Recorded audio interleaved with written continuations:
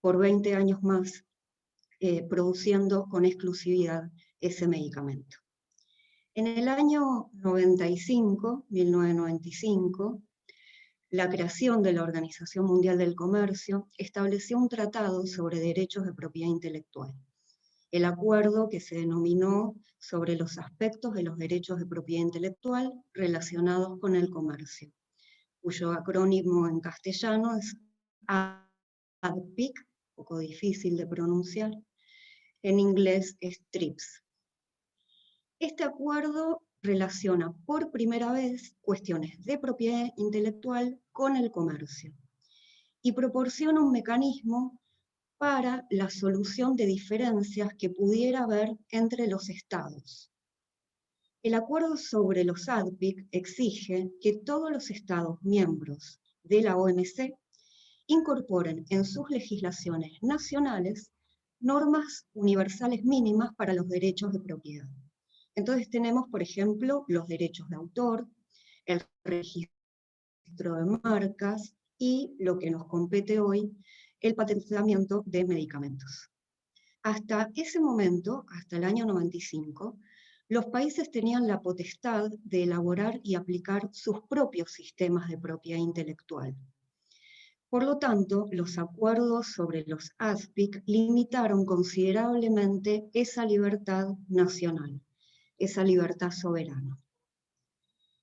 La propiedad intelectual en el campo de la salud genera entonces que las compañías farmacéuticas mantengan un control exclusivo y absoluto sobre la producción, la distribución y tengan la libertad de fijar los precios. Esta libertad de fijar los precios de los productos patentados ha llevado a que un gran número de medicamentos no se encuentre disponible para la mayoría de la población mundial, sobre todo la que vive en los países periféricos.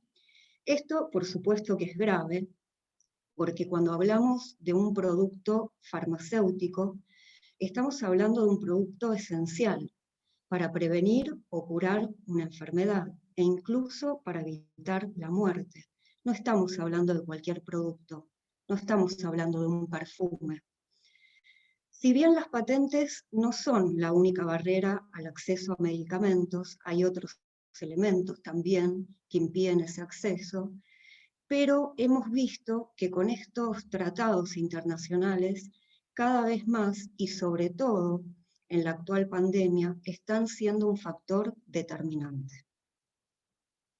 En el año 2001, la llamada Declaración de Doha marcó un hito importante en las discusiones sobre los derechos de propiedad intelectual y la salud pública, ya que abrió la puerta a ciertas flexibilidades en este acuerdo de propiedad intelectual en situaciones muy específicas. Esas situaciones específicas son las crisis sanitarias.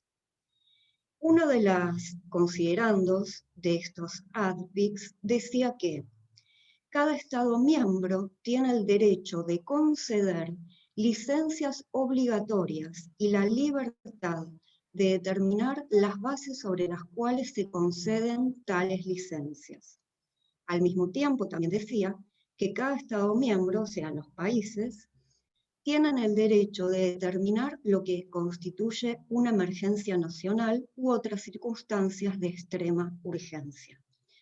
Por lo tanto, y en ese sentido, desde una perspectiva nacional, tenemos varios antecedentes en donde los Estados-nación liberaron, ya sea de manera obligatoria, compulsiva o consensuada con las empresas, el tema de las patentes farmacéuticas.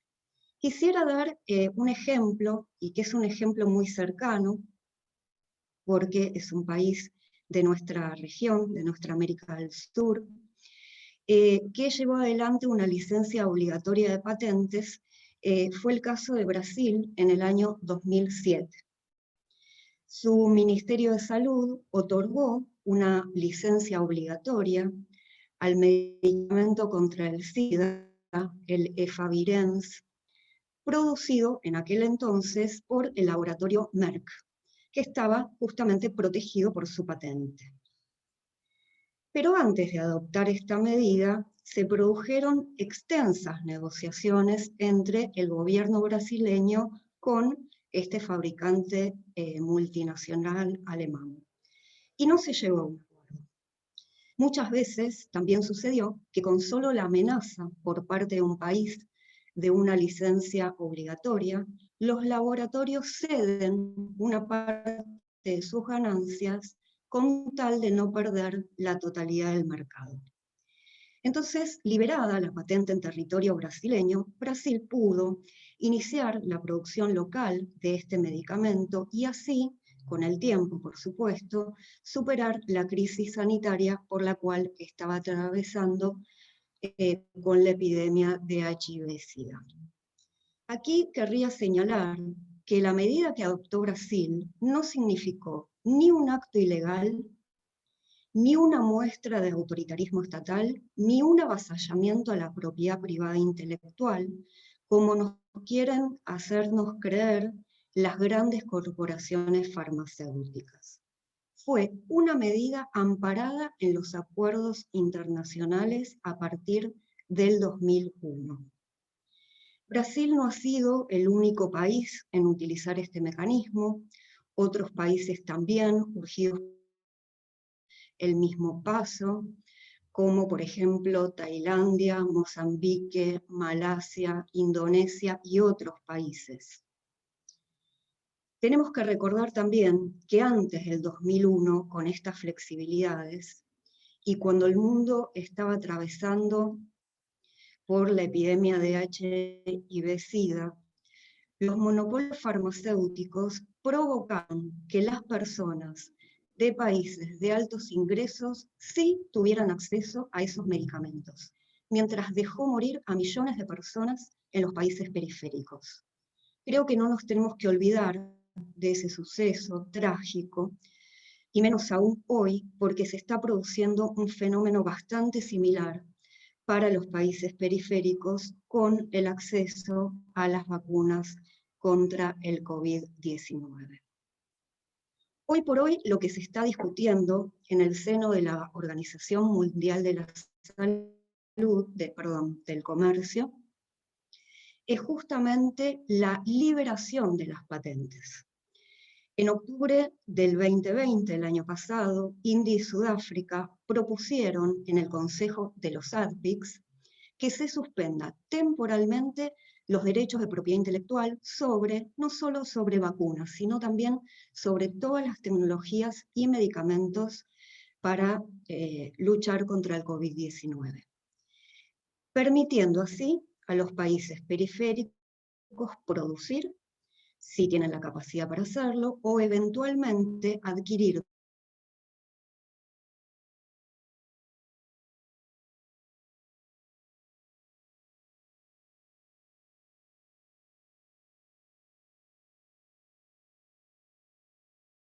ampliar la producción mundial de dosis de las vacunas. Hasta hoy se realizaron 10 reuniones en el seno de la OMC. Y si bien la propuesta es apoyada por más de 100 países, se necesitan que 2/3 de los 164 países que componen la OMC para que esta iniciativa de India y Sudáfrica sea aprobada. Frente a esta propuesta, las principales potencias occidentales, Estados Unidos, Reino Unido, la Unión Europea, Japón, Australia, lamentablemente Brasil, se han alineado en contra, aliándose por supuesto con los laboratorios farmacéuticos y están bloqueando la iniciativa. Pero al mismo tiempo que bloquean la iniciativa, son estas mismas naciones ricas las que están acaparando la mayoría de las existencias mundiales de vacunas.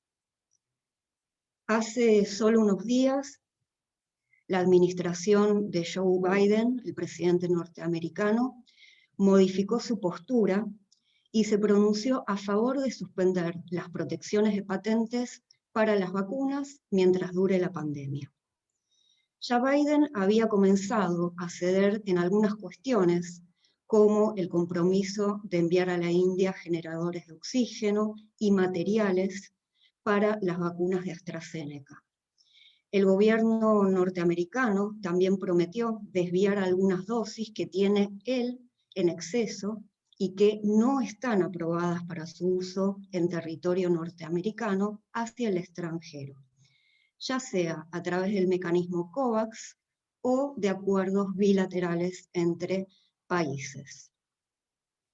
Este cambio en la postura de Estados Unidos, cuya política exterior siempre ha estado a favor de las patentes y los acuerdos de propiedad intelectual, hizo que algunos otros países se reposicionaran ante la cuestión. Uno de los primeros que salió a alinearse con la administración norteamericana ha sido el gobierno francés, que hasta ahora se había opuesto a tal medida con el argumento de que una liberación de la patente desalentaría la innovación. Macron declaró la semana pasada que, evidentemente, dijo, debemos convertir esta vacuna en un bien público global. Pero cuando Joe Biden anunció el cambio de postura de su país, las acciones farmacéuticas se empezaron a hundir ante esta noticia. Rápidamente se recuperaron. ¿Cómo? Por la postura de la canciller alemana Angela Merkel ante su oposición a suspender las patentes de las vacunas. El 7 y 8 de mayo, la semana pasada, la canciller ratificó esta postura opositora en la Cumbre Social de la Unión Europea que se realizó en Oporto, Portugal, y no solo eso, sino que además instó a Estados Unidos a que abra su mercado para permitir las exportaciones. Angela Merkel alineó entonces nuevamente a la Unión Europea en la crítica común al exhorto de Estados Unidos a anular las protecciones de las patentes. Y también argumentó que la medida no causaría una mejora inmediata a corto plazo en el suministro de las vacunas e incluso dijo que podría tener un impacto negativo. Y fue así como el presidente francés, Macron, tuvo que dar marcha atrás en sus dichos, se alineó con la Unión Europea e incluso fue más allá al reclamarle a Estados Unidos que ponga fin a su propia prohibición de exportar masivamente vacunas. A su vez, el presidente ruso, Vladimir Putin, afirmó que su país es el único que está dispuesto a compartir con otros la tecnología de producción de sus vacunas y entonces se encomendó a su gobierno a estudiar la manera de concretar esta idea de llegar a un acuerdo para liberar las patentes y producir las vacunas en apego a las reglas de la OMS, que permiten las flexibilidades del 2001 hacerlo en situaciones extraordinarias como es evidente en la actual pandemia. También, el 6 de mayo, luego de las declaraciones de Biden, el portavoz del Ministerio de Relaciones Exteriores de la República Popular de China dijo que China apoyaba también los esfuerzos dedicados al tema de la accesibilidad a las vacunas y que esperaba discusiones activas y constructivas dentro del seno de la OMC en un intento para lograr efectivamente un resultado, y no como hasta ahora, que desde octubre que están discutiendo y no se llega a los votos necesarios para aprobar esa iniciativa de India y Sudáfrica. Es posible que el cambio de postura de los Estados Unidos, a mi entender, sea más una táctica política para restaurar su reputación arruinada, dada su indiferencia, su negacionismo, y las acciones negativas en la distribución de vacunas al resto del mundo, en un contexto además donde su liderazgo mundial se encuentra disputado por China y Rusia en lo que concierne a la diplomacia de las vacunas. Sobre todo, esto lo estamos viendo, esta disputa en América Latina. Pero aún así considero que si es solamente una táctica política, este anuncio creo que nos sirve para visibilizar este apartheid mundial de vacunas que estamos sufriendo y además incentivar este tipo de foros y los reclamos por la liberación de las patentes de vacunas y de medicamentos contra el COVID.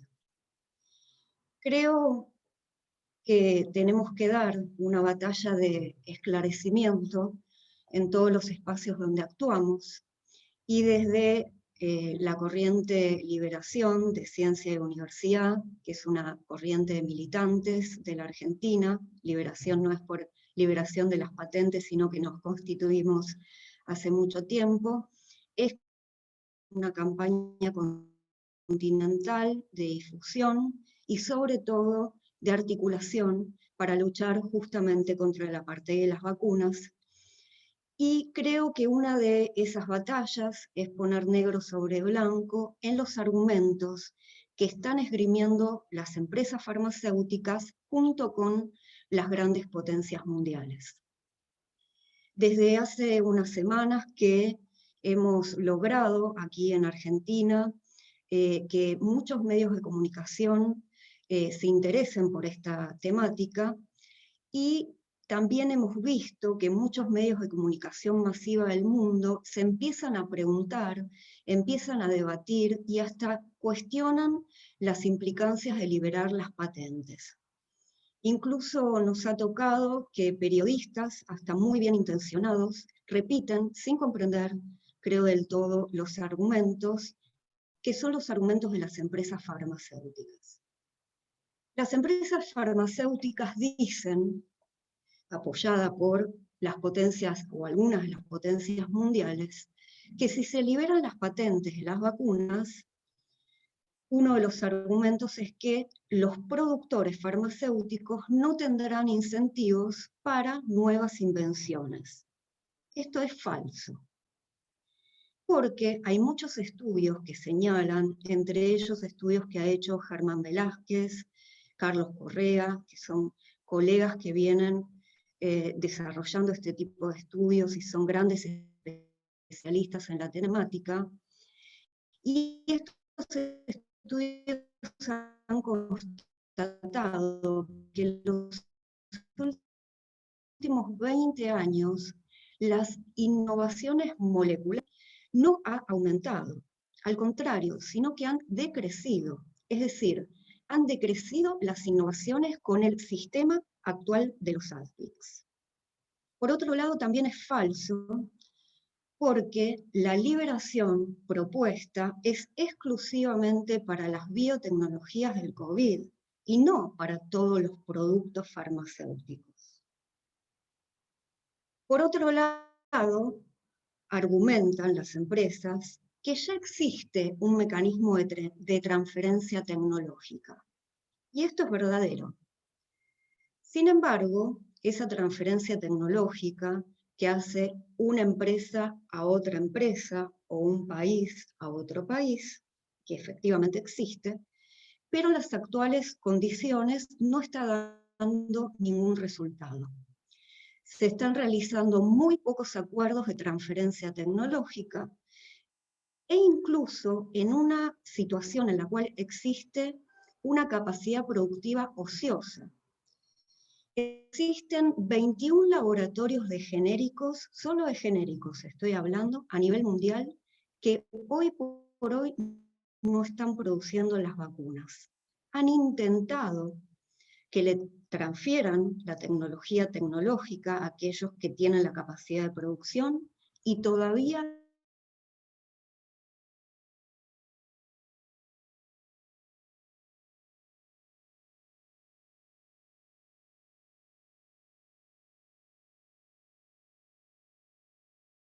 que ya existe el mecanismo COVAX, que fue impulsado por la Organización Mundial de la Salud. Y efectivamente, este mecanismo fue creado para que los países pobres o de medianos ingresos compren vacunas a precios accesibles. Efectivamente, esto es verdadero, el mecanismo existe, sin embargo, COVAX choca con la realidad ante una producción de dosis limitada por el oligopolio farmacéutico actual y a su vez por el acaparamiento de dosis por parte de las grandes potencias. AstraZeneca es el mayor proveedor del mecanismo COVAX. AstraZeneca se ha convertido en el laboratorio más incumplidor de los acuerdos comerciales que estableció con los países. Y a esto se le suma, para peor, que India, que es el mayor productor mundial de vacunas, que tenía la transferencia tecnológica de AstraZeneca, está hoy atravesando una crisis sanitaria descomunal y paralizó hace más de un mes la exportación de vacunas. Dijo que la iba a reanudar en junio, pero no sabemos si esto va a poder cumplirse. Por último, quiero señalar que se estima, además, que las 2/3 partes del financiamiento a los productores hoy de vacunas es financiamiento público. Por lo tanto, hoy por hoy lo que estamos viendo es que un conjunto de 7 u 8 productores a nivel mundial son los únicos que se están favoreciendo de ese financiamiento público, de ese financiamiento que hicimos los ciudadanos. Para terminar, quisiera recalcar que efectivamente no existe un esfuerzo conjunto a nivel mundial para expandir hoy la producción de vacunas. Las reglas que imperan, las del mercado, en connivencia con las grandes potencias, son las mismas que imperaban. Hoy ya hay 162 millones de contagios y más de 3 millones de fallecidos a nivel mundial. Para peor, el virus sigue circulando y las nuevas cepas más virulentas nos están poniendo entre la espada y la pared. América Latina en este contexto ha caído ya en una crisis muy profunda a todo nivel, a nivel social, a nivel económico, a nivel sanitario y humanitario. La verdad es que uno se pregunta cuántas muertes más podremos soportar sin exigir modificar estas reglas del juego. Y la pregunta que querría dejar para el debate es, bueno, ¿qué hacer? ¿No? ¿Cómo nos articulamos desde el lugar que a cada uno le toca ocupar hoy para intentar impedir este apartheid? Y como decía la doctora Nila, que efectivamente el acceso a las vacunas sea un acceso universal y así poder empezar a pensar salir de esta pandemia. Muchísimas gracias por la escucha. Sí, muchísimas gracias, doctora. Realmente es una temática excesivamente compleja, grande, pero de enorme importancia y valor, no solamente tecnológico, sino político, ¿no? Y en este sentido, la disertación suya nos amplía la información, pero al mismo tiempo un posicionamiento en el ámbito de lo que está ocurriendo a nivel mundial y en una etapa donde la pandemia ha puesto, para decir de una manera, de rodillas a todo el mundo y que todavía no sabemos qué va a pasar, ¿no? Seguidamente tendría que disertar o hablar el doctor Max Enrique. Sin embargo, quisiera abrir más bien el espacio para que pudieran hacer las consultas los colegas que están en la sala virtual, ¿no es verdad? Para que aprovechar este momento de la exposición de la doctora Velardo y ampliar también esa información, y después de las preguntas, después de este intercambio, entraría recién el doctor Max Enrique, si les parece. Entonces, si quisieran tomar la palabra, cualquiera levanta la manito o abre el micrófono, estamos atentos, ¿no? Pablo, por favor, usted está atento. Sí, doctora, también pueden escribir las preguntas si desean. Edwin está abriendo su micrófono, adelante. Sí. Sí, Edwin, por favor, adelante. Considerando que algunas empresas productoras de vacunas como AstraZeneca como Pfizer, Sputnik han recibido financiamiento de sus respectivos gobiernos. ¿Qué efecto tiene esto dentro del Consejo Mundial de Comercio para poder abrirse a otorgar una licencia por lo menos temporal para una producción masiva de vacunas por X tiempo?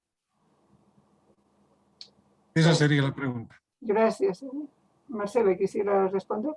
Sí, lamentablemente, Edwin, por el momento no está surtiendo ningún efecto. Creo que hay que visibilizar mucho este argumento nuestro, no el de las empresas farmacéuticas, es nuestro. Lamentablemente, las cifras de la inversión, sobre todo los laboratorios privados, no son transparentes. Hay números muy similares. La inversión pública se hizo, pero sí todos los especialistas a nivel mundial consideran que un 80% de la investigación para las vacunas fue financiada por los gobiernos. Particularmente la vacuna de Pfizer-BioNTech, que es una alianza entre Estados Unidos y Alemania, quien puso la inversión pública fue el Estado alemán, no fue Estados Unidos. La inversión fue de Alemania. Pero lo que, bueno, preguntas tú, por ahora no está surtiendo demasiado efecto. Creo que a todos nos tiene que indignar y ponerlo sobre la mesa todas las veces que podamos. Sí, gracias. Si alguien otro quisiera hacer alguna consulta.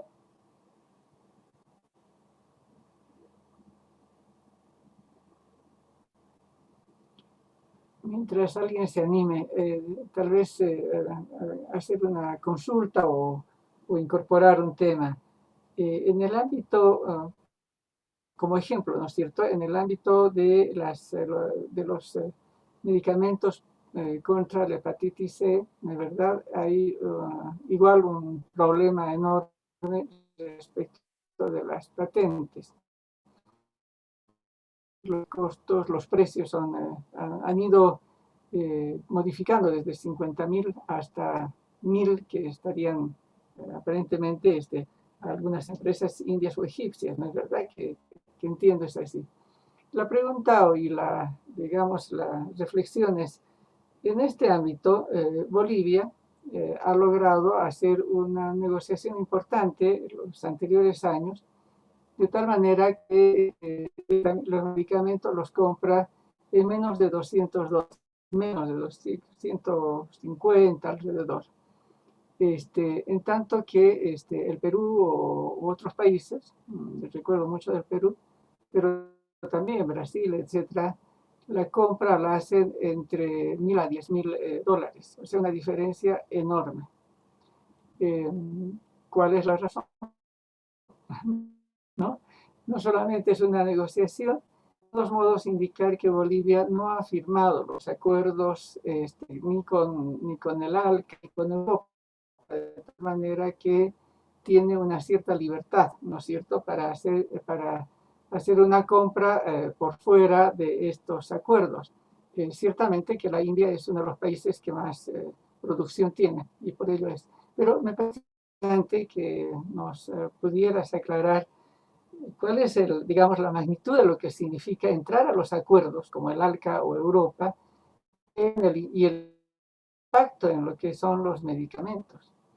Perú estuvo muy feliz, y seguramente sigue estando, pero hace unos 4 años que firmó el acuerdo con Europa, ¿cierto? El acuerdo con la Unión Europea. Todo el mundo feliz porque obviamente había un acuerdo. Sin embargo, cuando nos dimos cuenta del impacto en los medicamentos, realmente esto fue fatal. Y la población no lo ve, no lo ve.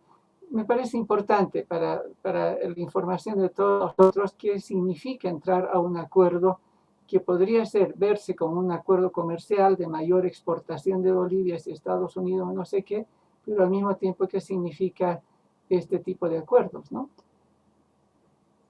Considero, doctora, que la pregunta inicial de ¿Por qué? Por ejemplo, las empresas farmacéuticas a algunos países le venden a 200 y a otros a 10. Y esto creo que lo hemos vivido, experimentado con la experiencia de la UNASUR, entre otros organismos internacionales. Creo que justamente cuando hay un monopolio o un oligopolio con patente exclusiva, lo que hace esta farmacéutica es negociar con ese país, y en función de la capacidad de ese país de negociación, si es un país pequeño, si tiene dinero o no tiene recursos, las empresas buscan siempre maximizar su beneficio, su ganancia. Nila, yo no te voy a explicar a vos que has estado en organismos internacionales, pero me parece significativo que cuando existió la UNASUR Salud se haya hecho ese estudio para dar cuenta de cómo los laboratorios jugaban con los precios de país a país, considerando que éramos todos países de América del Sur, con capacidades más o menos parecidas, bueno, exceptuando tal vez Brasil. Y esto nos dio la pauta de que era fundamental hacer compras conjuntas, porque uniendo las fuerzas de esos países, bueno, los laboratorios tenían, por supuesto, mayor mercado, pero también nosotros podíamos poner algunas condiciones más favorables para el conjunto. La UNASUR, bueno, esto ya se ha discutido en varios foros, no existe por cuestiones políticas, ¿no? Porque ha cambiado la onda de muchos gobiernos en América Latina. ¿Sería necesaria una UNASUR hoy? Sí, por supuesto. Pero bueno, ese organismo no está, y me parece a mí el tema es cómo podemos hacer para articularnos desde la sociedad civil, desde las personas como vos, Nila, y seguramente muchos de los que están aquí ocupan cargos de gestión, cargos importantes, cómo se puede incidir y convencer sobre estas temáticas y estas cuestiones que estamos conversando. El tema de la población en general, efectivamente esto no se visualiza, es nuestra tarea.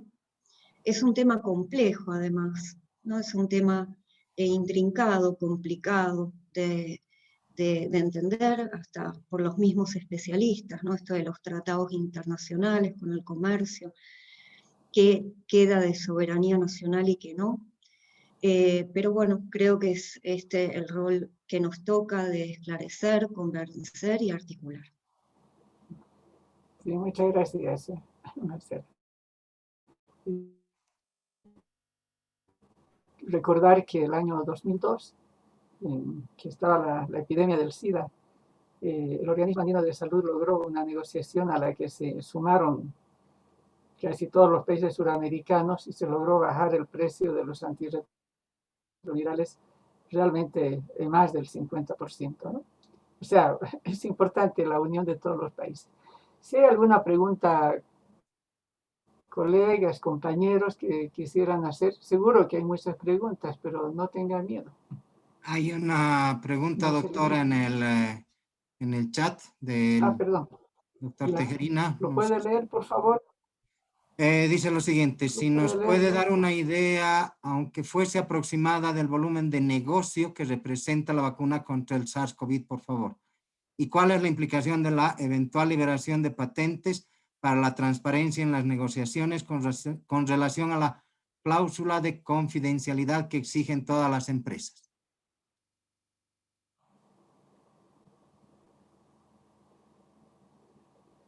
Sí. Ahora sí. Respecto a la primera pregunta, he leído cifras que ni siquiera mi mente puede entender. Es un negocio multimillonario. Sí puedo dar el dato, que lo leí creo que ayer o antes de ayer. Pfizer anunció sus ganancias para este año de un número extraordinario. Esas ganancias, esas super ganancias, no tienen parangón o comparación con los últimos años de de ventas del resto de sus productos. Así que creo que eso puede dar relativamente una idea del negocio fenomenal. Decir un número por ahí no nos signifique tanto más que decir billones de dólares, ¿no? Pero el negocio es fundamental. Teniendo en cuenta además que con las nuevas variantes ya sabemos que hay algunas vacunas que no funcionan, ¿no? Entonces esto es una carrera también por conseguir nuevas tecnologías o nuevos candidatos vacunales que sí sirvan para las variantes que se van generando.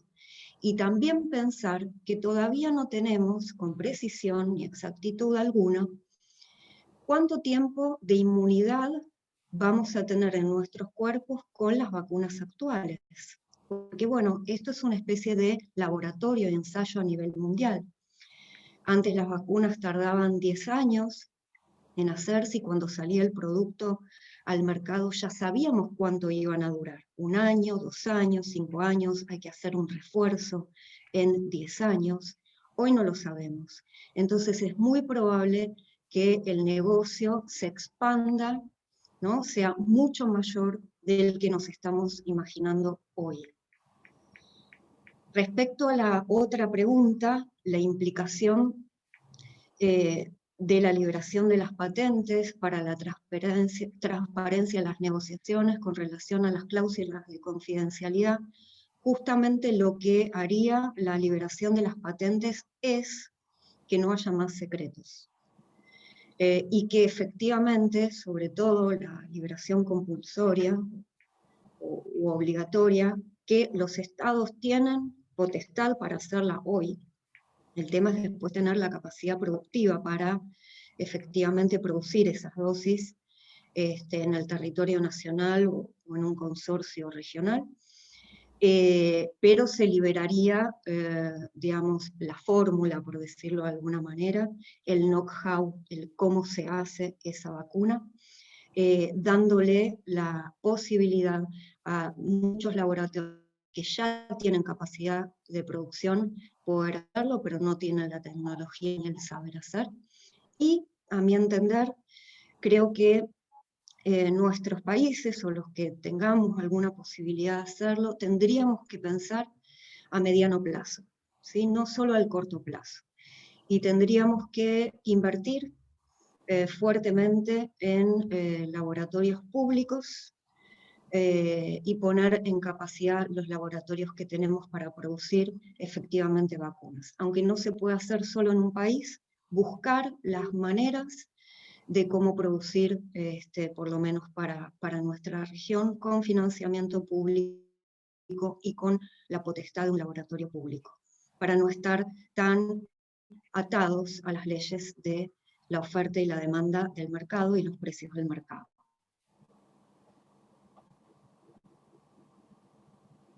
¿Sí, alguna pregunta más?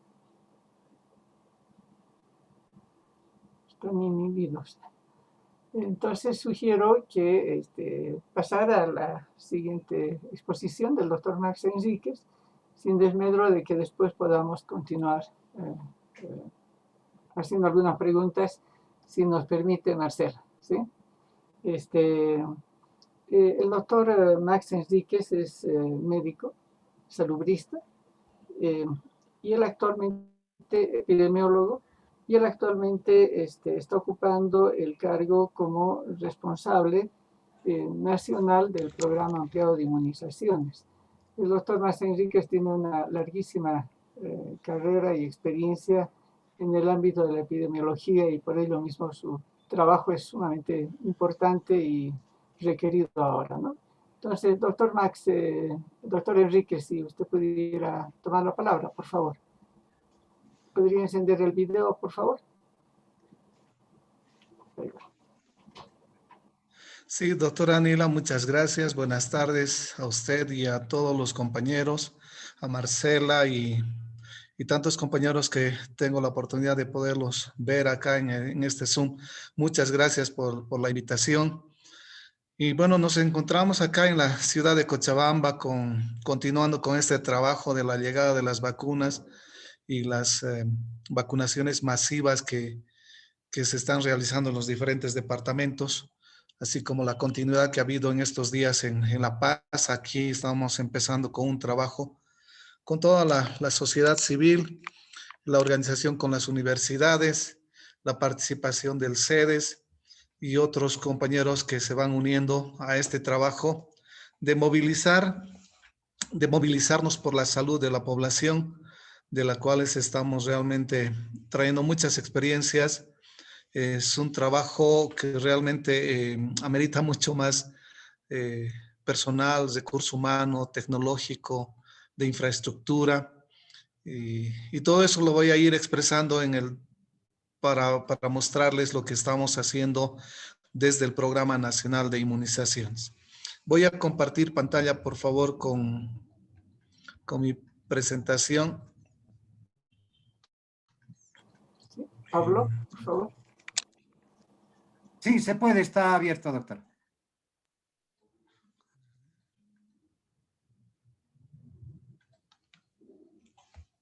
Pablito, ¿me das una mano con esto?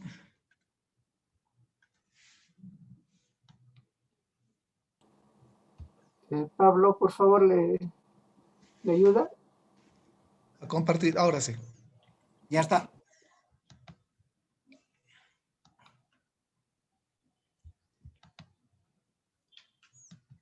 Creo que estamos, ¿no, Pablo? Sí, sí, ya está. Gracias, Juan. Bueno, me estoy permitiendo compartir con ustedes el Plan Nacional de Vacunación en el entendido de que en estos días estamos escuchando que tenemos y hacemos un mea culpa también de que no hemos estado difundiendo y haciendo conocer adecuadamente cuáles son las líneas y los lineamientos que tenemos en un plan de vacunación nacional. Y esto nos está trayendo también algunas dificultades porque nos están observando de que no estamos haciendo ese proceso de difusión y que habría algunos temas de que no se consideraron y que como estaríamos improvisando en la vacunación en el país. Pero yo quiero expresar que dentro de este plan nacional, pues está bien delineado, ¿no? La experiencia en el programa ampliado de inmunizaciones, cualquier intervención que se realiza, llámese con la implementación o la introducción de una nueva vacuna, o los procesos mismos de recuperación de no inmunizados, de aquellos niños que están en esos bolsones en los que se ha ampliado el porcentaje de no vacunados. Entonces nos obliga a trabajar con lineamientos, con planes de recuperación de estos niños.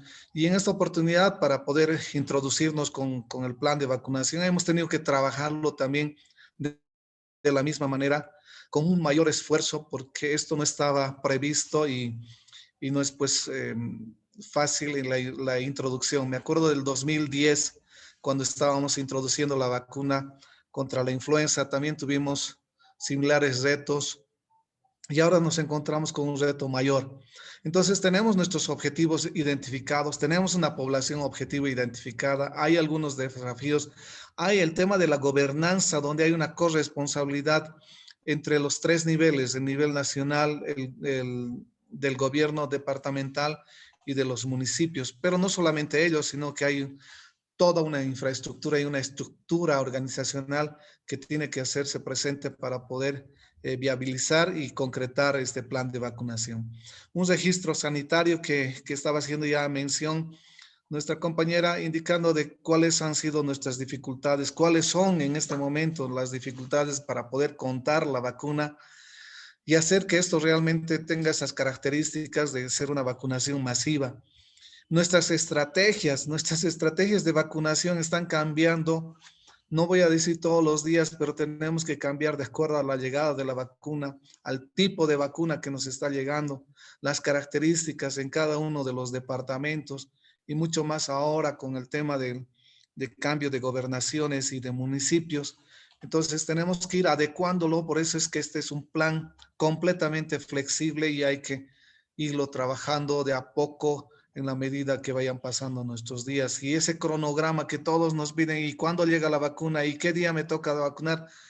Ha tenido que sufrir las modificaciones, pero tremendas modificaciones de acuerdo a la poca disponibilidad de la vacuna que tenemos, y eso implica que tengamos que ser más estrictos en las poblaciones a las cuales quienes están accediendo a la vacunación. Todo está registrado en un sistema informático que hace que empecemos desde hace algunos años, unos 3 años atrás, cuando estábamos en el SNIS, habíamos promovido un sistema de información nominal, un registro nominal de vacunación. Entonces, ese mismo registro nominal de vacunación que estaba adecuado al menor de 5 años, entonces lo hemos adecuado para ahora, para tener la información de COVID. Entonces, ahí podemos saber quiénes se han vacunado, cuándo se han vacunado, con qué se han vacunado. Y esa microplanificación que hace que el trabajo nuestro también sea replicado en el nivel departamental. El nivel departamental conoce bien su estructura y ellos hacen un trabajo similar bajo estos mismos lineamientos para poder hacer que su vacunación pueda correr en el nivel con sus niveles operativos. Nosotros damos los insumos y ellos tienen que poner esa parte de la microplanificación para hacer efectiva todo este trabajo. Nuestra cadena de frío, pues, está siendo sobredemandada en este momento. La logística, pues, imagínense, recibimos un cargamento para el día de mañana. Necesitamos por lo menos 3 aviones que vayan a traer la vacuna solamente desde La Paz que es desde Cochabamba hasta La Paz. Nuestros carros están haciendo un trabajo inédito porque todos ellos tienen que recorrer a los lugares donde no llegan los vuelos directos y tenemos que hacer que puedan también tener su vacuna. La vigilancia de esos eventos adversos, un sistema de desecho seguro para no contaminar el ambiente, también la capacitación, hay que hacer monitoreo, supervisión, evaluar cómo estamos avanzando en esta temática. Son 16 los ejes temáticos y que contemplan nuestro plan de vacunación para poder dar respuesta a este desafío de la introducción de una nueva vacuna en el país.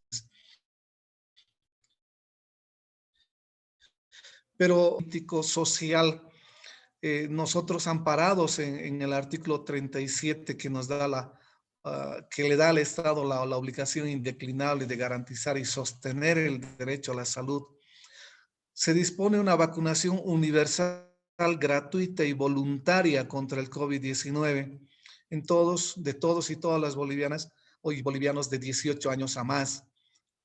Esta característica de este proceso hace que siempre busquemos, pues, esa gratuidad, como ha sido la implementación de todas nuestras vacunas, más de 13 tipos de vacunas para cubrir alrededor de 23 tipos de enfermedades, con una igualdad en el derecho, en el acceso que buscamos, que también nuestras poblaciones indígenas, originarios, aquellos que están muy alejados de los centros poblados y que están en lugares fronterizos, tienen que ser atendidos bajo nuestro principio de una obligatoriedad del Estado para cubrir la salud de la población. Estos han sido nuestros criterios para poder demandar de la priorización. Entonces, nuestro primer grupo era, pues, un riesgo por exposición y función estratégica. Y ahí habíamos considerado a los trabajadores en salud, primeramente aquellos que estaban en los centros COVID, aquellos que estaban en terapia, y luego hemos ido saliendo. Sin embargo, de ello también, viendo todas estas características, este mismo personal de salud que en esa primera instancia, casi 2 meses, les hemos dado la oportunidad de brindarles y de ofrecerles la vacuna, no han llegado. Y es que en estos momentos recién están demandando otra vez la vacunación. Entonces, esto hace que en lugar de avanzar más fácilmente con el personal de salud, tenemos que ir retrocediendo porque hay que otra vez atenderles a ellos. Y en esta lógica de trabajo es realmente una pérdida de tiempo porque hay otras poblaciones a las cuales les estamos evitando llegar porque hay que volver a atender a este personal de salud. Nuestros mayores de 60 años con enfermedades de base,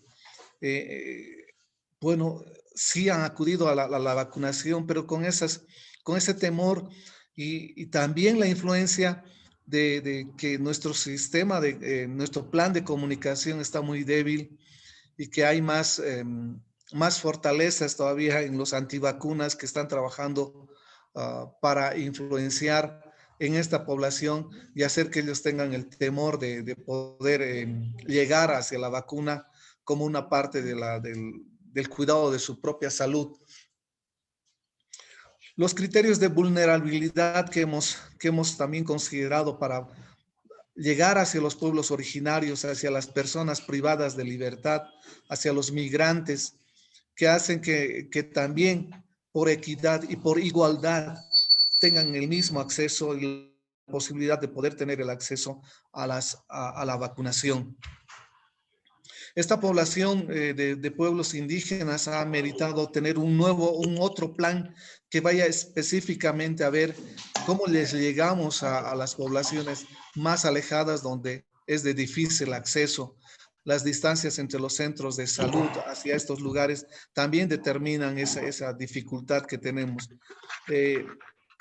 Estamos llegando con un plan de vacunación en fronteras en las que vamos a ir atendiendo también a nuestros hermanos que están en esos lugares. Y esto es un poco lo que inicialmente tenemos como un plan fronterizo entre Perú, Brasil y Bolivia. Estamos los tres países y bueno, también es Ecuador, es Colombia y hay otros más que se suman a este trabajo fronterizo para poder cubrir y realmente que nuestra población pueda acceder a la vacunación. Entonces los consideramos, aunque sabemos que las dificultades logísticas incrementan para el llegado hacia estos lugares de difícil acceso, pero sin embargo los tomamos en cuenta y es que tenemos que llegar a ellos por ese principio de equidad y de igualdad. Nuestras estrategias que hemos preparado para eso tenemos que el gobierno y el Estado plurinacional ha determinado que hay 3 pilares para el control del COVID. Uno de los pilares es la prevención primaria a través de la vacunación. Un segundo pilar es la prevención secundaria a través de un diagnóstico oportuno. Y un tercer pilar es que estos deben de ser atendidos. Entonces hay un abordaje integral que nos obliga a seguir trabajando en esa línea para buscar disminuir esa morbimortalidad por coronavirus en esa población de riesgo según la disponibilidad gradual y progresiva de la vacuna.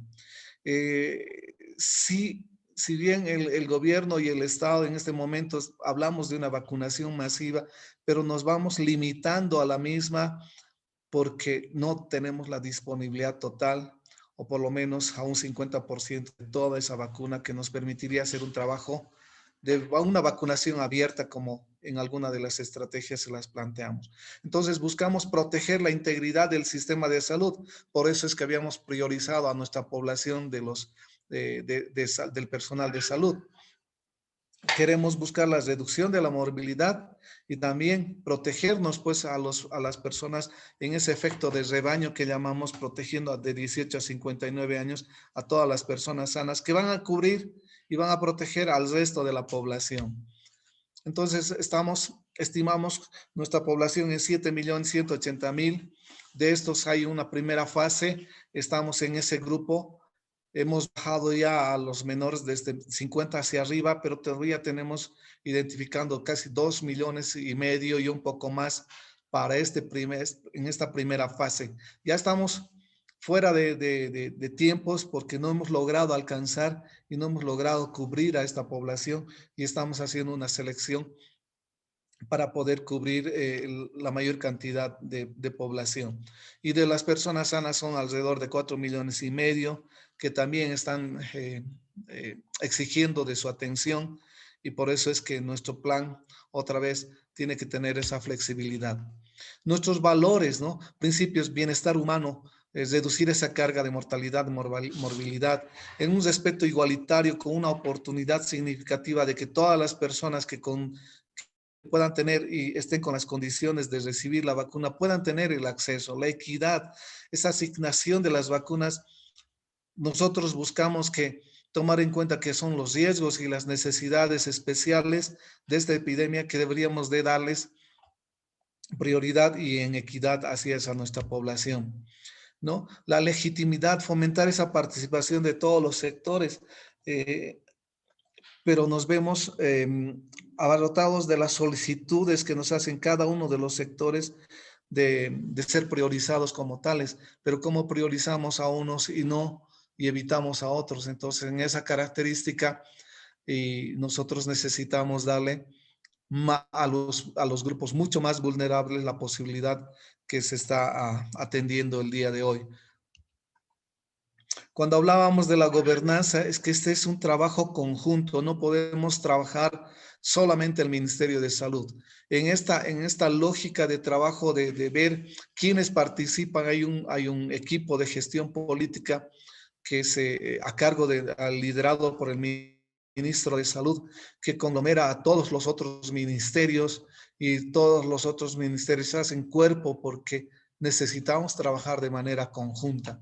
Viceministros, ministros, directores, presidentes de las cajas y los otros ministerios hacen que esta gestión política pueda ir clarificando en muchos de los temas, por ejemplo, el acceso a la compra de las vacunas. Ellos son quienes gestionan desde esos niveles de Cancillería, del Ministerio de Economía, de Planificación, del Ministerio de Salud, para que vean las mejores formas y oportunidades para poder seguir consiguiendo vacunas. Nosotros hemos establecido la compra y convenios, contratos para la compra de 10 millones de dosis de vacuna de la AstraZeneca, 5 millones y 5 millones de Sputnik. Y los otros 5 millones están comprometidos en esa atención que hace el mecanismo COVAX de atender al 20% de esa población, que asciende más o menos a otros 5 millones. Con eso habríamos cubierto a los 7 millones, porque son 2 dosis, son los 14 millones de dosis necesarias.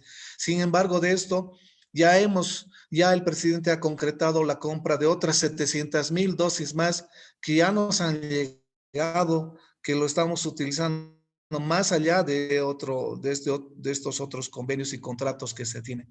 Esa gestión técnica que amerita el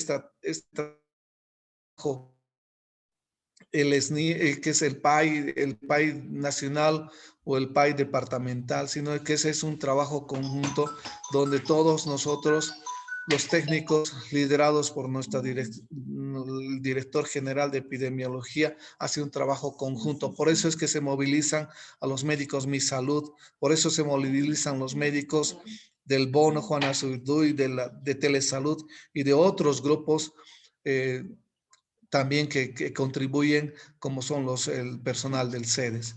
Hay un comité asesor que está detrás de todo esto para apoyar y ver y sugerir también cuáles serían las determinaciones. En este caso, por ejemplo, los cambios que hemos tenido, que nos ha traído y nos sigue trayendo dificultades, por ejemplo, es el tiempo de las dosis entre primera y segunda dosis de Sputnik. Realmente teníamos a 21 días, pero posteriormente Gamaleya, como laboratorio productor, nos pone que sí se puede considerar hasta los 3 meses, y es esos 3 meses que van como segundo.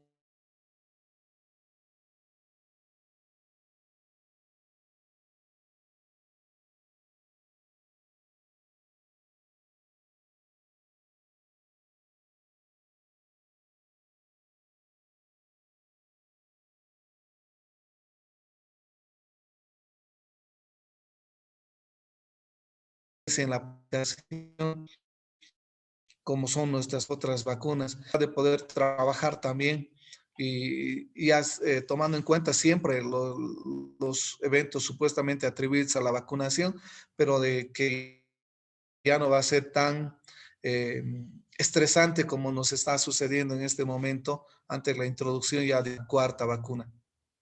Hay un comité de comunicación social muy débil, y eso es lo que nos está obligando también y poder compartir con todos ustedes para que sean los transmisores de que sí tenemos un plan de vacunación en el país, de que ese plan se cumple en la medida que tenga esa misma flexibilidad y el acceso a la vacuna gradual.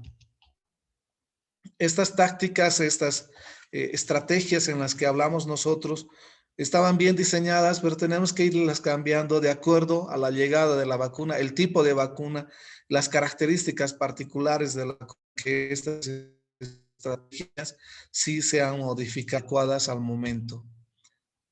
Nosotros teníamos planificado llevar esas vacunación a los rezagados hasta el mes de septiembre.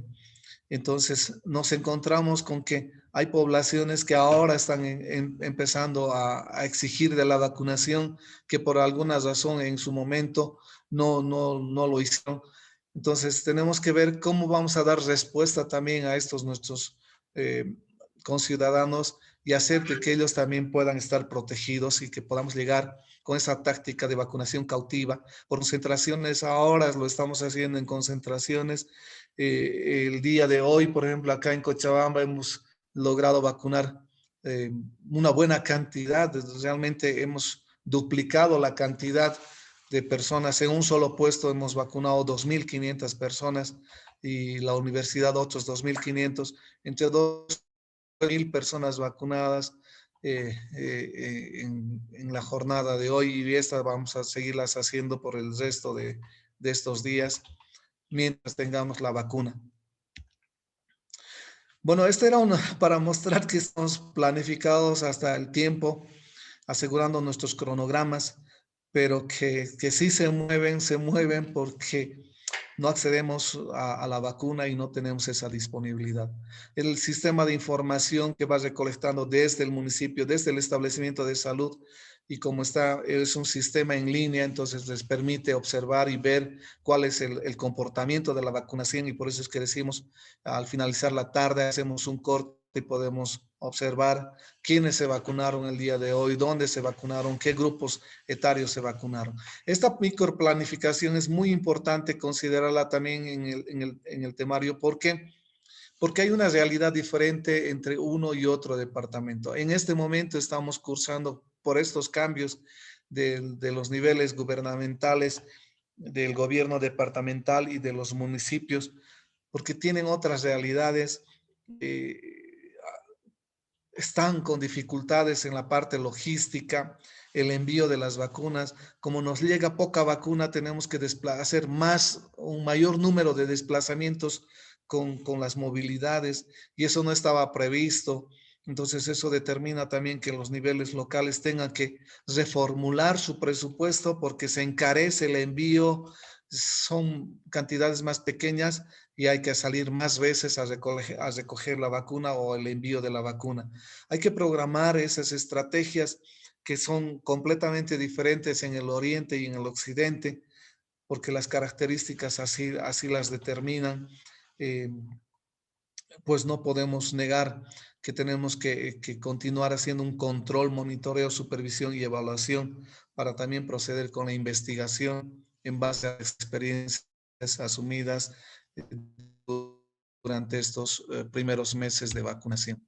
Hay que controlar los eventos adversos, hay que seguir en ese plano porque el tipo de vacunas nos obliga a hacer un seguimiento debido a que también ha habido algunos conflictos, problemas también, por ejemplo, con la AstraZeneca que se detuvo. Nosotros justo se tiene en Europa la vacunación con la AstraZeneca y la vacuna estaba llegando a Bolivia. Entonces, ¿qué hacemos? Esperamos a que se defina si continuamos, no continuamos, y vamos viendo que hay que implementar otro tipo de estrategias también para definir este tema de los ESAVIS o de los eventos supuestamente atribuidos a la vacuna. Las capacitaciones han ido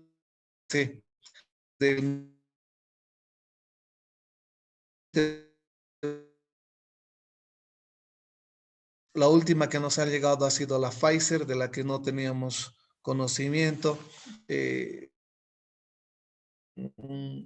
Otra vez, volver al tema de la capacitación y en ese sentido volver a actualizarnos también sobre qué vamos a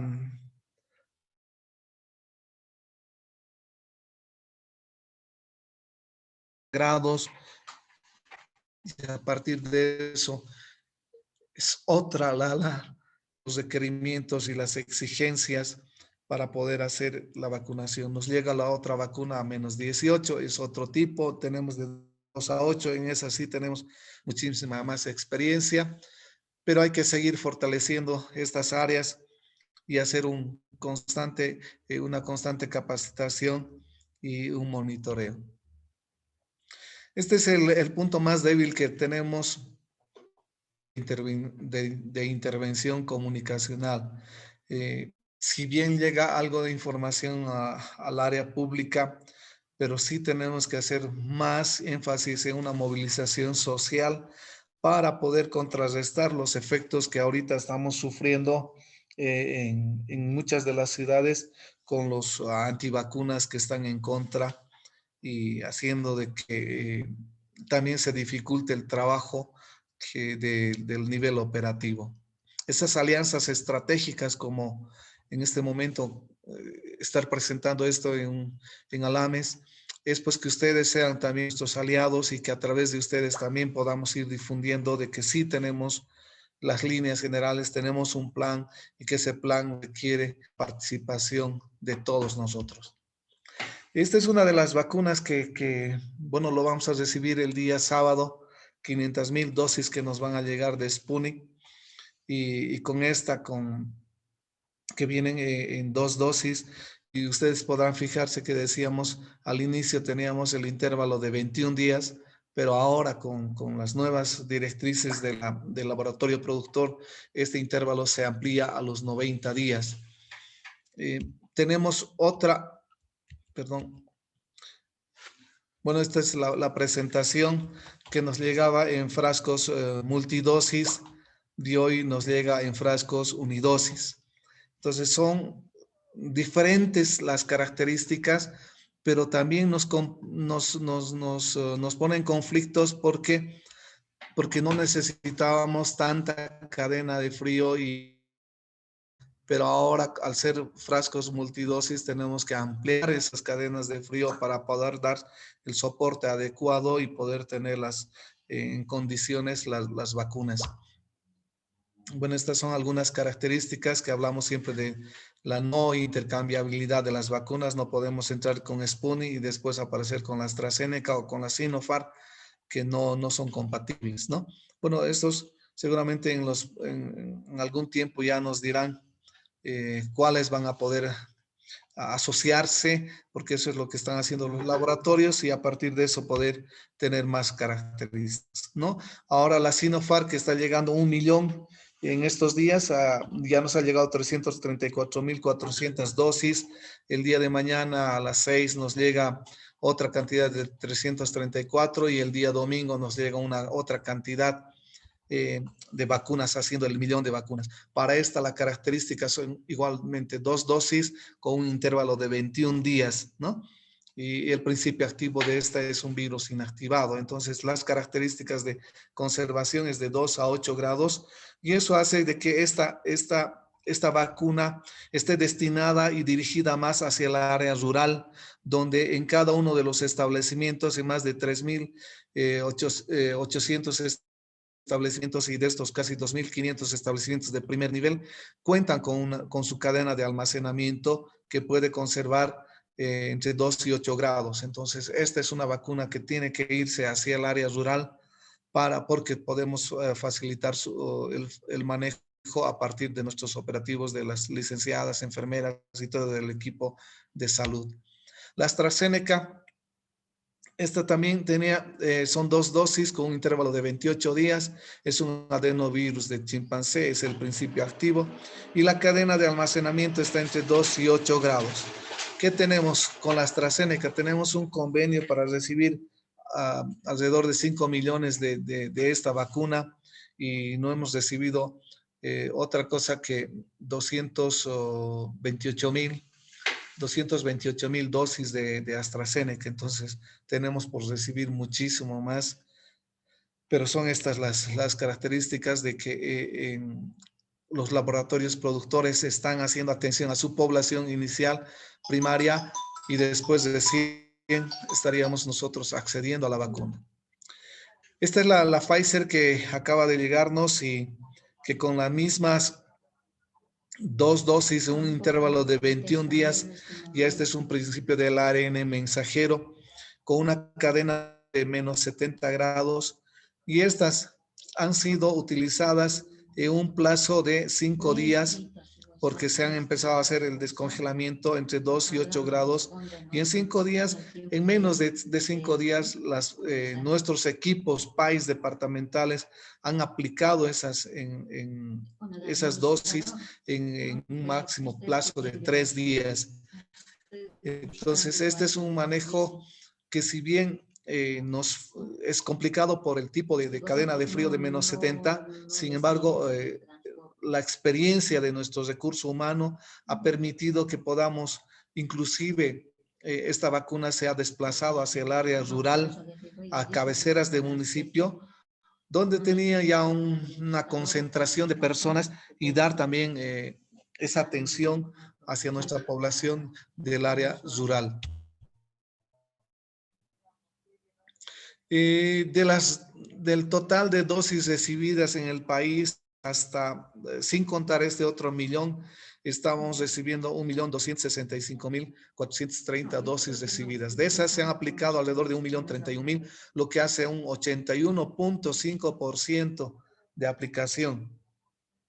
Tenemos un restante de 234.200 que se están trabajando y están movilizando. Hay algunos lugares bien complejos en los que ha llegado la vacuna y están siendo también rechazadas las vacunas, no están siendo aceptadas, y eso amerita de que otra vez nuestro plan sea tan móvil que tengamos que hacer una redistribución desde un municipio hacia otro municipio para evitar quedarnos con la vacuna en un municipio que esté rechazando o que tenga problemas o dificultades para su aplicación. Las primeras dosis recibidas teníamos 859, de las aplicadas teníamos 700. Nuestras primeras dosis es el 87.8% del uso de la vacuna. Para las primeras tendríamos como 100.000 dosis nada más para poder aplicar en los próximos días, conjuntamente con el saldo de las vacunas que ya se nos ha llegado a proporcionar, y hemos tenido el acceso a esa cantidad de vacunas de aproximadamente 1 millón. Con el 1.500.000 vamos a estar en 2.700.000 vacunas, casi llegando, diríamos, al 50%. Estaríamos en un 45% de las dosis necesarias como primeras de acceso, ¿no?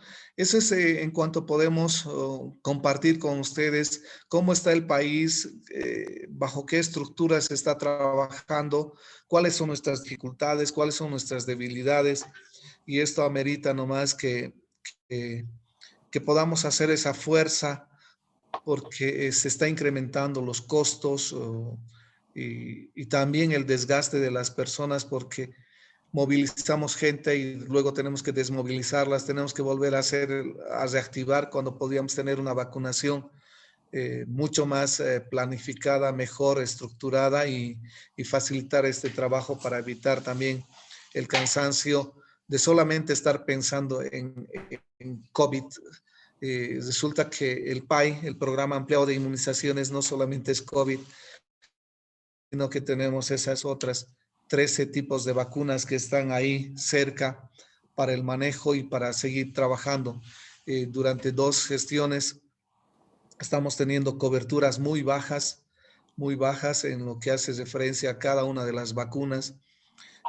Hemos sido catalogados ya dentro de la línea roja para la reintroducción, si es que no hacemos nada del trabajo conjunto de polio y de sarampión. Estamos en riesgo de reintroducirse estas 2 enfermedades al país, y eso ameritaría un trabajo que significaría 10 hasta 20 veces más costoso de lo que estamos haciendo ahora por COVID. porque ya son rastrillajes, ya es movilización en cada una de las casas, eso va a demandar demasiado trabajo. Entonces el PAI tiene previsto también seguir trabajando y estamos viendo los mecanismos suficientes para poder que nuestra población, ese montón de susceptibles que tenemos, podamos ir vacunando. Los próximos días ya están empezando a vacunar la vacuna contra la influenza. Eso también amerita otro esfuerzo y eso va a demandar también de que nuestra planificación se tenga que movilizar hacia estas personas porque 14 días posteriores a una vacuna podrían recién recibir una otra vacuna. Entonces eso implica que hay que hacer una replanificación, un replanteamiento. Entonces tenemos mucho trabajo en el programa ampliado de inmunizaciones y compartimos nuestras experiencias para también escuchar de ustedes sus sugerencias, sus consideraciones y mejorar nuestro plan y esperarlos también en el PAI para que puedan ser partícipes de este trabajo que nos está llevando ahora. Muchísimas gracias a todos los compañeros y esa sería nuestra participación con este grupo selecto. Gracias. Sí. Muchas gracias, doctor Enrique.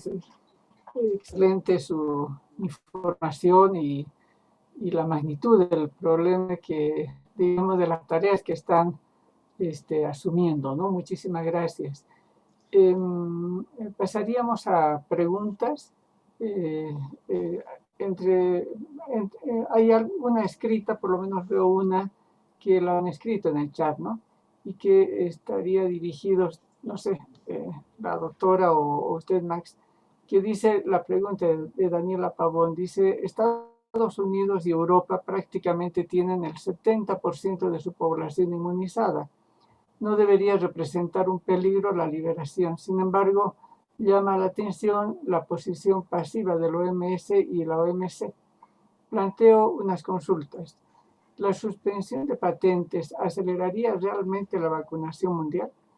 ¿Qué es más eficaz en estos momentos para garantizar el suministro mundial de vacunas? ¿Incentivar las licencias voluntarias sobre una base cooperativa o eliminar temporalmente las patentes? Y termino con la lectura, son varias preguntas. Las limitaciones de suministros, escasez de materias primas y de asegurar la calidad de producción representa una dificultad. Muchas materias son difíciles de producir y están sujetas a sus propias patentes que tienen. No sé si algo más. ¿Perdón? Sí. Perdón, las vacunas no son solo productos, sino la fabricación masiva necesita también transferencia de tecnología. Muchas veces muchas tienen una tecnología muy compleja y requieren recursos especialmente que no tienen las fábricas tradicionales. ¿Cómo podremos encarar estos desafíos? Más que un tema económico y político, liberar las vacunas es un tema moral y el negarse a hacerlo es egoísta e inmoral. Bueno, son varias preguntas. Yo quisiera pedirle, por favor, Marcela, si usted pudiera responder la parte que corresponde y luego Max, por favor. Sí, Marcela. Sí, aquí estoy. Realmente muy buen análisis que hace la compañera Daniela. Respecto a la población inmunizada, del 70% en Estados Unidos y Europa, todavía no llega a esas cifras. Europa son varios países, algunos como Alemania tienen el 35%, Francia el 28%, España un poco más, y Estados Unidos estaría en un 45-46%, entonces todavía no están llegando a ese lugar. Bueno, en la OMC se está discutiendo esta iniciativa que está trabada por las potencias mundiales. La OMS se manifestó a favor de la liberación de las patentes utilizando el mecanismo que provee la Organización Mundial del Comercio. La suspensión de patentes se acelera realmente la vacunación mundial. Bueno, algunos consideran que no. Yo considero que, no sé si aceleraría en el corto plazo, pero como estamos hoy, vamos mal. Entonces hay que hacer todos los intentos para que esto efectivamente se pueda liberar. Respecto a si es mejor licenciar, incentivar las licencias voluntarias. Bueno, esto no se está dando. Sí, sería mejor como objetivo, pero esto no se está dando bajo estas industrias que tienen hoy la propiedad exclusiva. Efectivamente hay un problema de escasez, no es solo la vacuna, un problema de escasez de materias primas. Bueno, efectivamente los grandes productores, por ejemplo, de vidrio, están incluso impidiendo la exportación de esos productos. Entonces es todo un juego de trabas, digamos, permanentes, muy, muy complejo. Y respecto, bueno, cómo podríamos encarar estos desafíos, creo que en primer lugar, como estos foros justamente son foros para debatir, para intercambiar información, liberar las vacunas, sí, efectivamente para nosotros sí es un tema moral, pero para las potencias mundiales y las farmacéuticas no, es un problema económico. Y creo que es un problema económico, político, geopolítico y moral. Y por supuesto que estamos a favor de la liberación, es difícil, pero entiendo que sería posible y hay capacidad ociosa, como decía en mi intervención, que podría ya estar produciendo y no lo está haciendo por el tema de las patentes. Y aquellos que todavía no tienen esa capacidad, hay incluso laboratorios que están poniendo a punto sus laboratorios, pero lo que no tienen es la transferencia de tecnologías a partir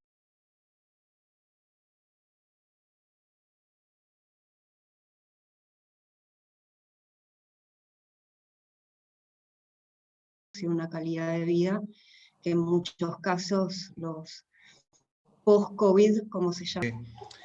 Un nivel nacional, haciendo negociaciones con los pares, con los productores, bueno, siempre trae ese tipo de dificultades. Entonces nosotros a través del PAI, por lo menos, y el Ministerio de Salud tienen las vacunas del esquema regular aseguradas a través del fondo rotatorio. El fondo rotatorio siempre ha sido una forma en la que por la compra en magnitudes, en cantidades bastante elevadas, hace que el precio sea más bajo y podamos acceder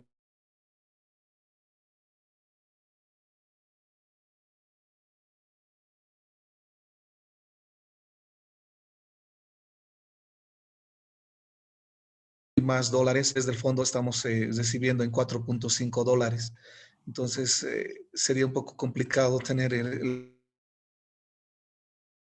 mecanismos. Tenemos que seguir insistiendo en la liberación de estas patentes para disminuir el costo, en el entendido de que esto no va a terminar la próxima gestión. No va a terminar la próxima gestión. Ahora nos están atosigando porque tenemos que empezar y nuestras estrategias y nuestra planificación, nuestra organización está siendo sobredemandada. Pero esto va a entrar o sea, vamos a tener 7 millones más de personas que vacunar en todos los programas, por lo menos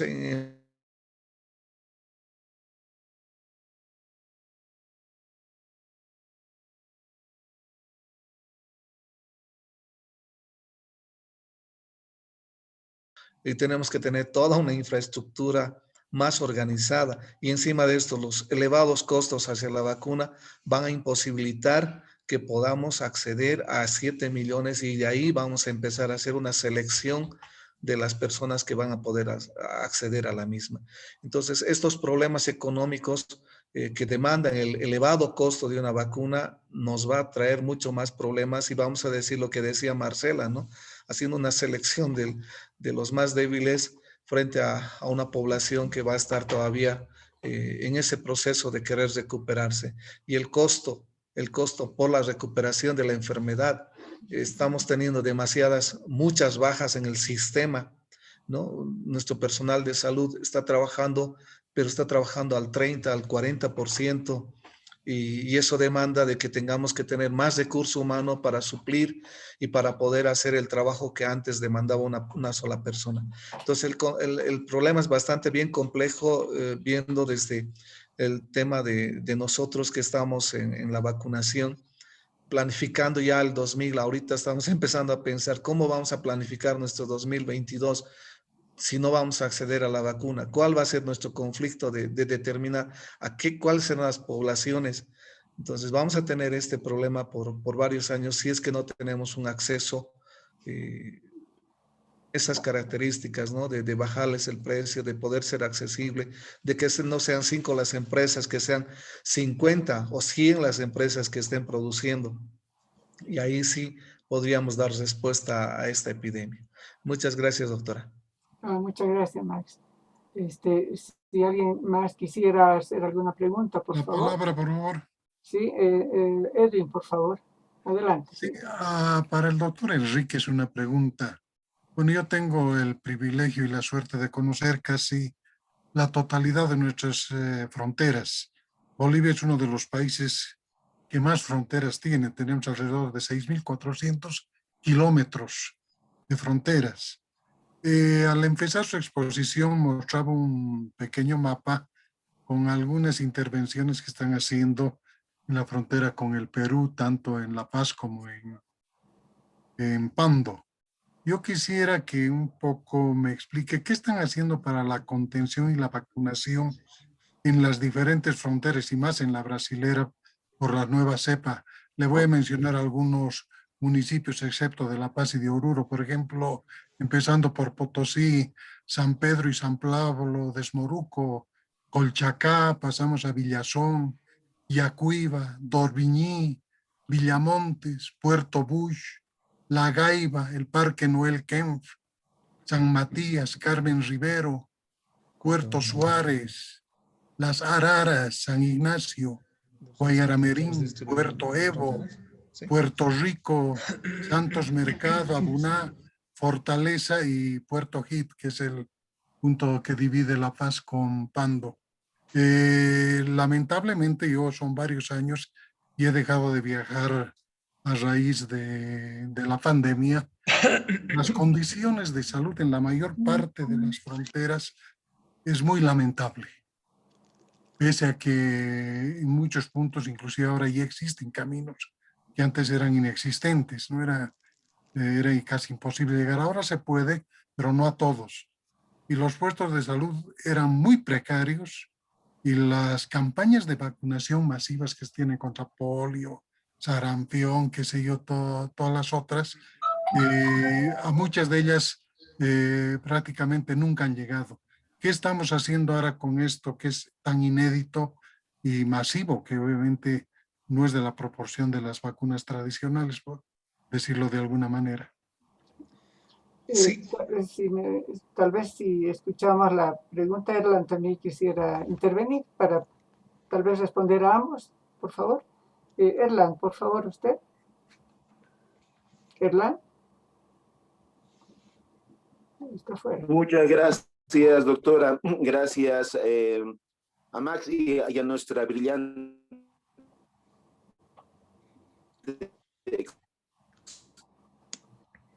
No lo escuchamos bien, Erlan. expositora internacional.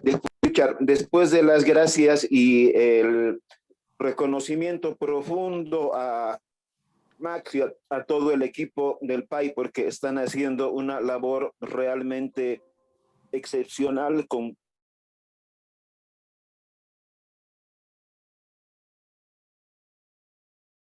pero no es secreto para nadie que el Estado Plurinacional de Bolivia, a la cabeza del presidente Arce, se ha alineado y además está intentando ser parte del liderazgo de esta campaña por la liberación de patentes. Y lo que quisiera es que nos pueda comentar, Max, cuáles son las condiciones y cuáles son los principios para este acuerdo que se ha firmado con esta empresa canadiense para la adquisición de otras 10 millones de dosis bajo la condición de que se liberen patentes. Entiendo que esta empresa no tiene las licencias en este momento en cuanto a la liberación de patentes así se lo permita. ¿Cuáles serían las repercusiones? ¿Cómo podría esto ayudarnos si es que en esta difícil situación escribes, si es que se llegase a concretar? Muchas gracias. Muchas gracias. Max, por favor. Sí, bueno, comentar, ya nos llegó la noticia de la nueva variante de la P1. El mismo presidente nos dice contención. Y para ese proceso de contención se ha distribuido toda la anterior llegada de vacuna y se ha distribuido hacia los lugares fronterizos.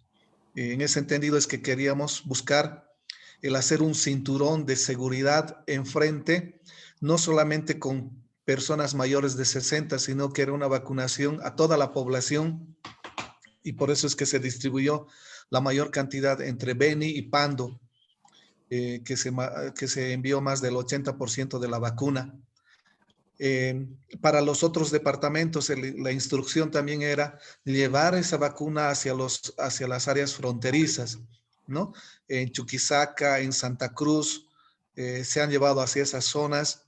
En el lado de Potosí también se ha llevado. Ahora, ¿cuál ha sido también la dificultad? De que las dosis que hemos recibido también no eran muy grandes, ¿no?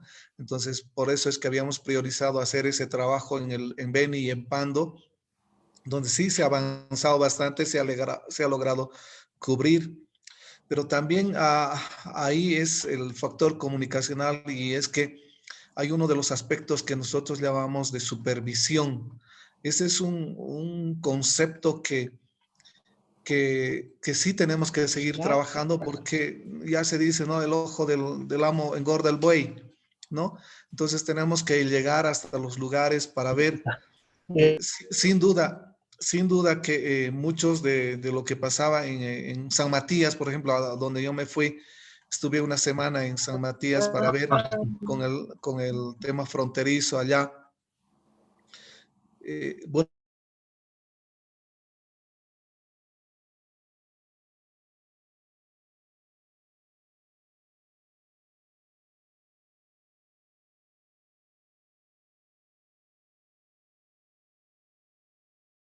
que teníamos, pero estábamos atendiendo a mucha gente del lado brasilero. Y eso ha pasado no solamente en San Matías, sino en todo lo que es Pando y lo que es Beni. Pero sin duda que continuamos con ese trabajo. Por eso es que estas vacunas, que son de 2 a 8, que tienen mayor facilidad de manejo, están yendo hacia esas poblaciones, Entonces ahí vamos a poder seguir cubriéndonos, y el reclamo de todos nuestros alcaldes ahora está siendo atendida, porque esta vacuna que ha llegado ahora, este millón, también está yendo hacia el área rural. También, entonces, es esa población que vamos a ir cerrando, todo lo que nos hacía referencia el doctor en su consulta. De frente a lo que comentaba Erlan, pues si tuviéramos ese convenio por los 15 millones de dosis que podía ser preparada o elaborada en este laboratorio, pero yo estimo que eso va a tardar por lo menos, no sé, unos 6 meses. No creo antes, ¿no? Entonces, porque ya tienen la intención, pero tienen que equipar, tienen que hacer, y la producción inicialmente que yo conocía era como de 400,000 dosis mes. Entonces, imagínense, nosotros necesitamos 15 millones, eso significa un buen tiempo. Pero es una alternativa. ¿Por qué? Porque yo digo, para la próxima gestión necesitamos vacuna. Ya estamos pensando en un nuevo periodo y necesitamos de la vacuna. No va a haber otra forma de hacer protección de rebaños si no protegemos a nuestros 7 millones de habitantes, ¿no? Entonces, ayuda muchísimo que empresas como esta que ha hecho el ofrecimiento de poder trabajar con nosotros y otras más puedan ir siguiendo. Ahora, en el nivel nacional, yo creo que es bastante bien complejo, ¿no? No tenemos una capacidad muy limitada en cuanto a infraestructura y equipamiento para ver el tema de nuestras vacunas. Hacemos lo de la antirrábica, pero es muy limitada también, ¿no? Entonces, tenemos que seguir buscando nuevos y esa liberación va a hacer que también vayan bajando los costos, que es lo que realmente están pues jugando las farmacéuticas, ¿no? Ya lo decía Marcela, falta espacio en el cuaderno para anotar el número de ceros que va a ganar, ¿no? Pfizer, por ejemplo, ¿no? Yo creo que ya han asegurado hasta unas 40 generaciones más allá todavía, con todo lo que van a tener de rédito. Y esto va a ser el próximo año y el siguiente año y el siguiente año. Entonces, ellos deberían de bajarlo. Gracias. Sí, muchas gracias. No sé Doctora, si Marcela una muy quisiera... cortita reacción. sí, Sí, por favor, Erla, sí. solo para mencionar que dice bien Max, estas 15 nuevas millones de dosis no van a ser una solución inmediata. Sin embargo, creo que son un gesto profundamente político. Es decir, que un país como Bolivia asegure una provisión masiva que nos puede garantizar la vacunación en los siguientes años, pero condicionada a la liberación de patentes, creo que es un antecedente que vale la pena difundir y analizar en el contexto internacional. Solo eso, gracias. Sí, sí, muchas gracias. Sí, de acuerdo, ¿no? Tal vez elevar también el esfuerzo que están haciendo entre ellos Argentina, Brasil y México, en la producción, no sé, ¿no? En niveles que no sé exactamente, del Sputnik, de la Oxford, si no me equivoco, de la AstraZeneca, y bueno, entonces ese esfuerzo nos interesa a nosotros, ¿no? Porque finalmente la producción también podría apoyarnos, ¿no? A Bolivia en la cantidad de vacunas que necesitamos. Y lo último es que también Bolivia está haciendo el esfuerzo, y le complemento lo que dice Max, el esfuerzo de hacer la vacunación en acuerdos con los países vecinos, porque no es suficiente vacunar en este lado si al otro lado no se vacuna y a la inversa, ¿no? Entonces entiendo que dentro de poco hará la vacunación en el Desaguadero como una línea, digamos, de trabajo conjunto. No sé si alguno... sí, Max, sí, disculpe. me olvidé de hablar de Desaguadero y ya tenemos todos los acuerdos también a través del Horas no hemos podido también vincularnos con los hermanos, poner una vacunación en frontera, Desaguadero, y eso va también a servir mucho como experiencia para que los restos también podamos hacer ese trabajo conjunto, ¿no? Aunar esfuerzos para tener una población más protegida. Sí, muchas gracias. Si no hay más preguntas, para ir cerrando ya, ¿no? Por el tiempo. Erlan, ¿usted quiere hacer? Yo quisiera hacer un comentario. Adelante, sí. Eduardo, adelante. Sí, yo creo que el problema de patentes está a la orden del día. Estamos hablando de liberación de patentes, pero creo que también hay que pensar en los antirretrovirales, que es la liberación, no, se llama licencia obligatoria, que está en la Organización Mundial de Comercio. Es una posibilidad de que en defensa de la salud pública se pueda usar la figura de licencia obligatoria. Como Bolivia creo que no podemos hacer esto, pero sí podemos establecer una alianza estratégica con la Argentina, México y, bueno, los países progresistas que fuimos al sur, los que todavía existimos, Venezuela, hacer un frente común para romper la patente. Ya no es liberación de patente, sino romper la patente, quizás como Bolivia, para liderizar esta posibilidad de hacer una alianza estratégica de países que antes conformamos la UNASUR.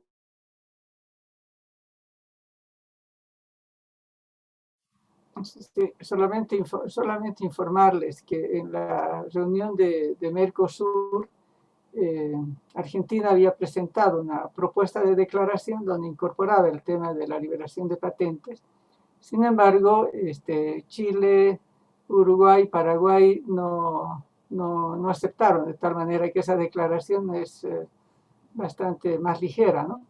Y en el área andina estamos proponiendo justamente el tema de patentes. Esperemos que acepten, pero recordando que tenemos a Chile, Colombia y Perú, ¿no? Que están en una posición muy dura. Pero bueno, hay que pelear en esta línea, ¿no? Esto es. Si no hay más preguntas, entonces terminaríamos acá, si les parece. Excepto que haya alguna pregunta. Yo un pequeño comentario, Nila. Juan Alberto, adelante, por favor. Sí, uno va escuchando y va quedando más preocupado aún del problema, porque vamos viendo que las propuestas y las soluciones no son tan fáciles de acceder y de resolver. Yo creo que hay un elemento que eso que tocaba Eduardo, no sé qué posibilidad habrá, pero ¿y cuánto le alcanza para esta ruptura, digamos,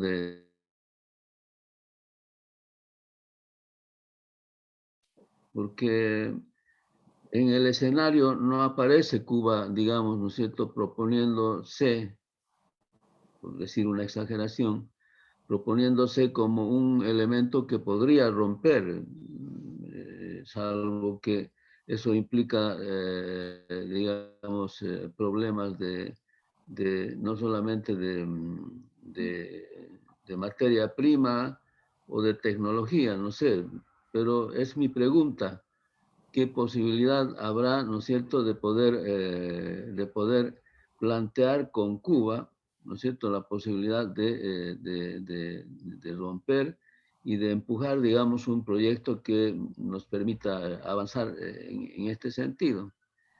El otro tema es que yo quería hacerle una consulta me pareció muy bien la información y el plan, pero seguimos discutiendo el tema, ¿no es cierto?, el tema de la información.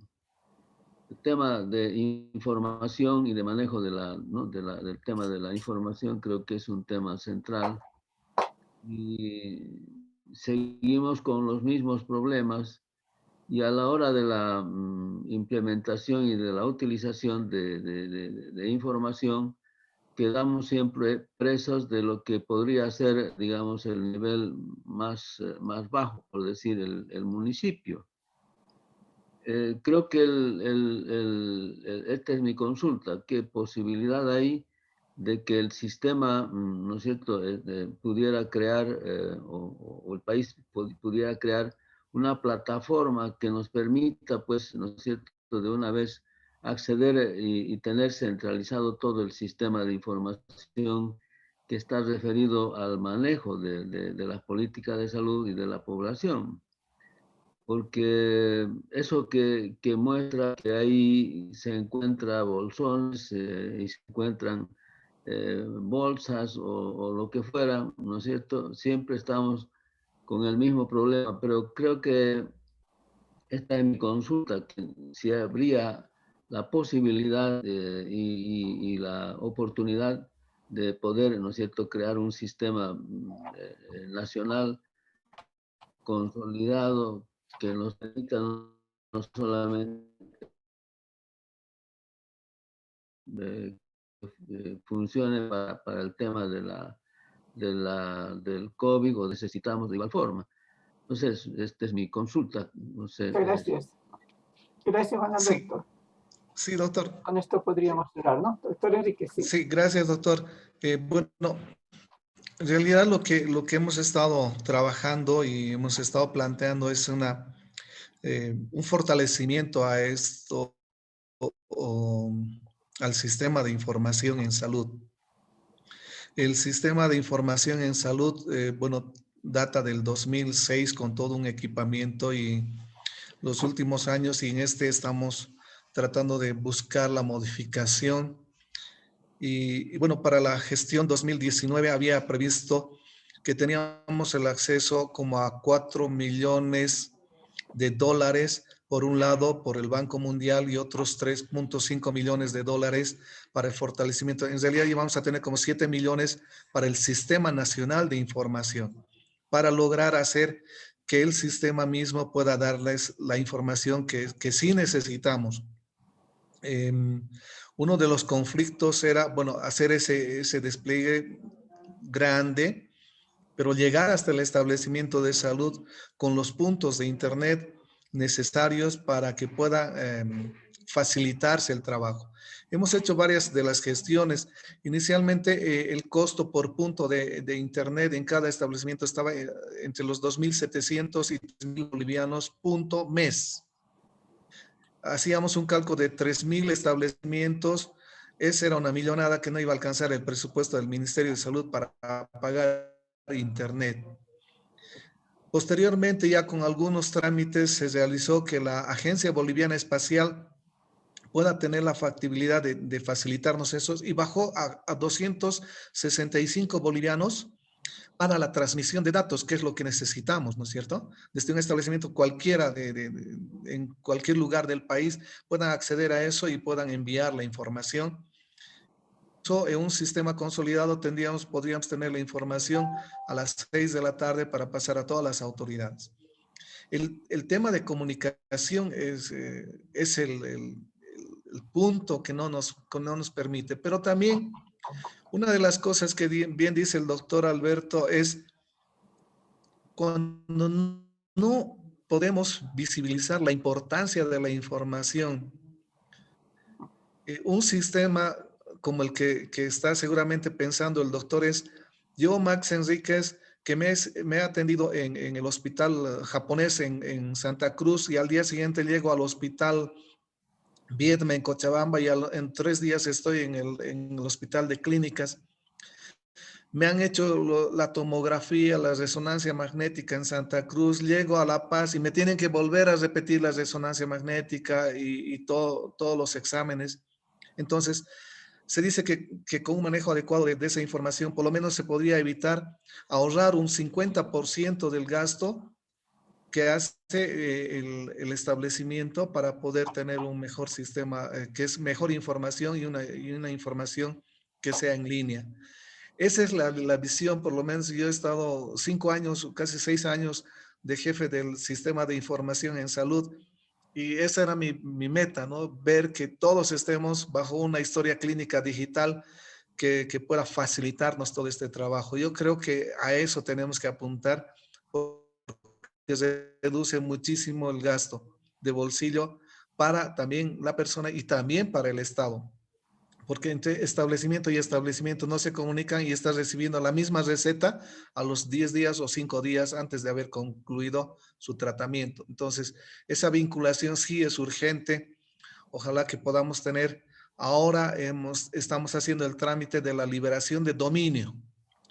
Ese dominio quiere decir que cualquier establecimiento de salud debería poder conectarse con el internet sin el pago, sin el costo que debería de demandar o que le podría demandar al auxiliar, a la enfermera, al enfermero. Teniendo el dominio, es conectarnos ahí, eso es gratuito y eso ayudaría muchísimo. Pero lo otro que no hay es donde tenemos más dificultades, aunque no lo crean, es en las ciudades más grandes. Porque los hospitales no tienen en todos los consultorios computadoras y están pasando, por eso es que hay las colas y colas y colas. Entonces, un sistema consolidado de comunicación con una intranet permitiría saber en el día cuántas camas son disponibles y cuántas no son disponibles. Pero estamos yendo al paloteo todavía de ver la persona que está yendo a contar, hacer el recuento de las camas para decirnos, no hay camas. Entonces son todos estos aspectos de información que sí hay que fortalecerlos y creo que estamos en esa línea de poder hacer ese trabajo conjunto. Bueno, ahora estoy del otro lado, estoy en el PAI, pero igual yo necesito la información que decía para ver los bolsones de no vacunados, entonces necesito información también para poder hacer mi planificación. Muchas gracias, doctor Alberto, un saludo a la distancia.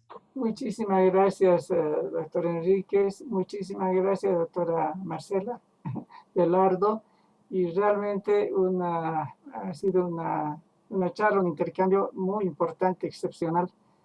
Como verá Marcela, todo el mundo aprovecha también para ampliar la información, pero ha sido muy importante su información, su presentación. Le agradecemos muchísimo, y a Marcela también.